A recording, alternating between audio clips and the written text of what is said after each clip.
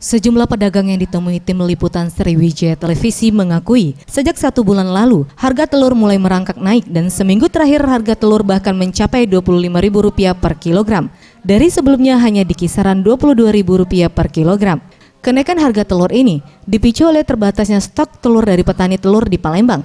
Jika biasanya pasokan telur dalam sehari sebanyak 30 peti, saat ini hanya mendapat jatah sekitar 15 peti telur. 25 sekilonya. 25? Naik ini gue? Naik. Naik. Sebelumnya berapa kok harga telur? Sebelumnya 22 masih 22. Berkurang nggak? kurang. Berkurang. Biasanya berapa kok? Jatah dari sehari 30 peti, sekarang paling sekitar 15 peti. Dampak dari naiknya harga telur ini juga turut berpengaruh pada menurunnya jumlah pembeli hingga 50%. Karena mayoritas pembeli memilih mengurangi jumlah telur yang dibeli atau bahkan beralih ke bahan makanan lainnya. Tim Liputan, Sriwijaya TV.